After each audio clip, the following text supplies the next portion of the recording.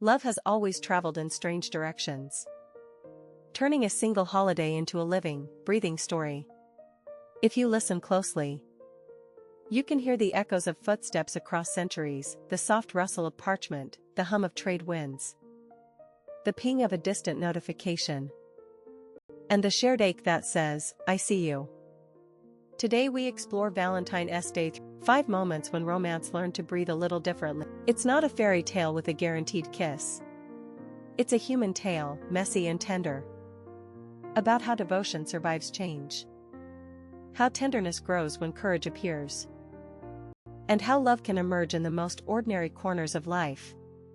First, the roots that make us pause and breathe. The oldest chapter of Valentine's Day wasn't a sigh of modern romance but a mingling of ritual, religion, and risk. In ancient Rome, a festival of fertility met the street market, and names were whispered not in soft beds but under banners in the forum. Lovers stitched letters to the hem of their cloaks, then passed them by the candlelight of taverns, where the talk of politics and empire could be softened by a confession. The shock is that love arrived not as a polished image but as a courageous choice. A quiet vow offered when the world trembled with war or famine. A vow sealed with wax. A token hidden in a tree hollow, a kiss exchanged after dusk, when the city's noise faded to a chorus of prayer and hope. The story begins with risk and revelation, with a kiss that could greet a future or seal a secret. In those early days, women often held the power to decide whether a message would travel from window to window, and their quiet refusals could mean safety or sorrow. Yet their voices, pressed into tiny scripts on parchment, launched what would become a shared ritual of connection. Second, the shift from whispered vows to written words. A revolution in the meaning of "I love you." Once ink met paper, the private felt suddenly portable. Cards began as hand-packed messages carried by messengers, then evolved into the elegant little letters we would recognize a century later. The romance widened its circle because a line could travel farther, faster, and into more hands. The eye could linger on a carefully chosen word. The heart could respond with a blush, a tremor, a smile that travels across a room or across a city, or an entire continent.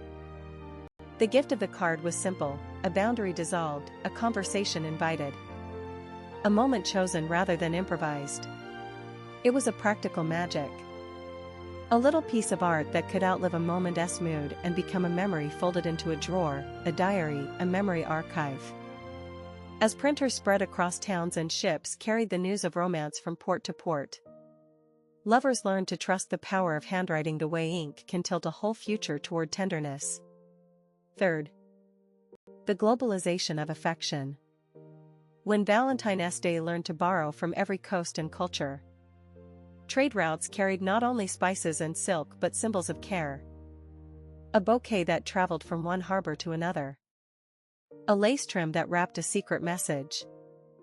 A citrus scent that made a room feel like a memory. The holiday grew beyond a single language, a single tradition, a single definition of love. It became an invitation to care for more than a romance, to honor the people who shoulder burdens with us, to celebrate friendships that have stood the test of time.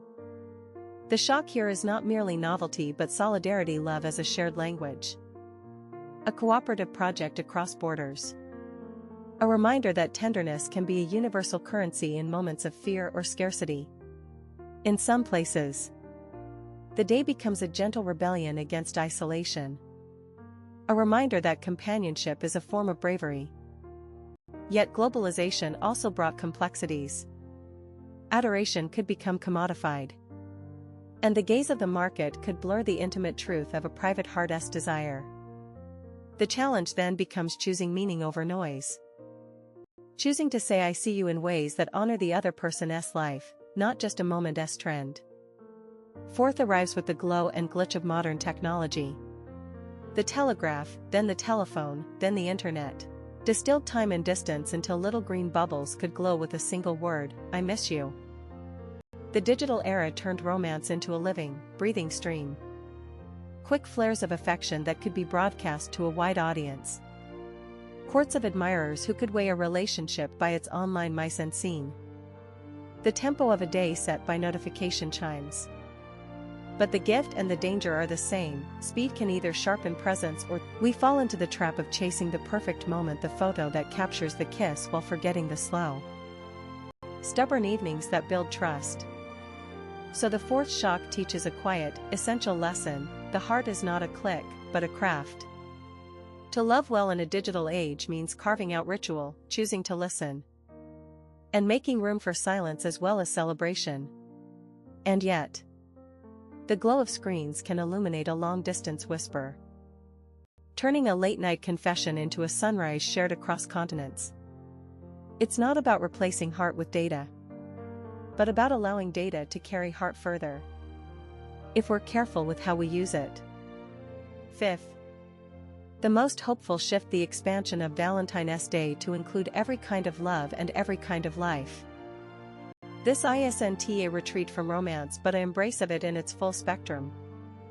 The day becomes a chance to tell a sister you admire her courage, to thank a friend for showing up on the hardest days, to celebrate a family that has carried you through grief and doubt.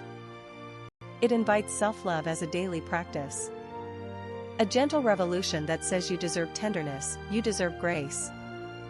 You deserve a partner who sees you, respects you, and grows with you.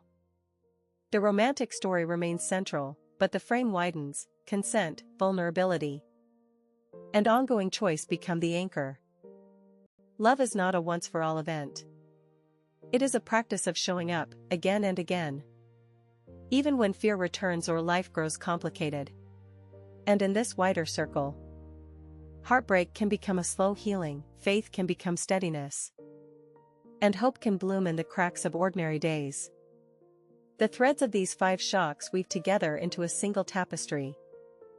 Valentine's Day as a living tradition that learns to bend, share, and endure.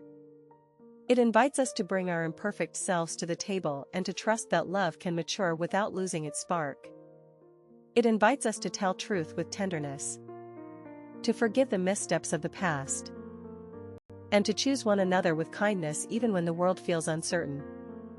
If you've ever waited for a sign, if you've wondered whether romance is real after the long seasons of ordinary life, listen to these centuries. Love survives because it is tended, because it forgives, because it promises to come back again and again with a new way to say I care. So as this journey through time closes, carry this thought with you: romance is a practice, not a trophy. It is not a single day or a bright moment on a calendar, but a daily choice to listen, to show up, to hold a door for someone else's heart, to open your own when fear makes you shrink. The 5 shocks remind us that Valentine's Day has grown up with us, that it has learned to carry not only the weight of a kiss but the ballast of companionship, resilience, and hope. And that is the most romantic truth of all: love, in every form, asks us to stay, to work, and to believe that the next chapter can be kinder than the last. Now the metadata block. As you carry these 5 shocks into your day, let them stir the ordinary into possibility. The oldest spark taught us to risk. The written note taught us to remember. The global circle taught us to care. The machines taught us to listen. The wider heart taught us to choose again and again. If love can adapt across centuries, perhaps your own story can fold into a kinder version of what you hoped for. Maybe a coworker, a neighbor, a friend who checked in last week, a partner who stays even when distance feels heavy. Romance isn't always fireworks, it's the quiet, stubborn practice of showing up when it's easier to hide. It's the courage to speak your truth in a mailbox of hesitation, to press send after counting to 10, to hold space for someone else's grief and dreams. Let this be your invitation to tend love where you are, listening, patient, boundary honoring, and brave in small ways. May patience be the ordinary ornament you wear on each morning. And may your voice grow softer with understanding rather than louder with criticism. If you've waited for a sign, here it is: tenderness compounds. And trust builds a house you can live in through storms. Thank you for choosing to linger with these centuries of hearts. May you walk forward with the belief that happiness is not a sudden spark but a shared rhythm that you nurture day by day. If this moved you, tell me which moment resonated most, and why you believe in the possibility of a lasting love. Until next time, keep faith in the slow magic of romance. And may your days feel warmer, your conversations truer, and your own story grow kinder.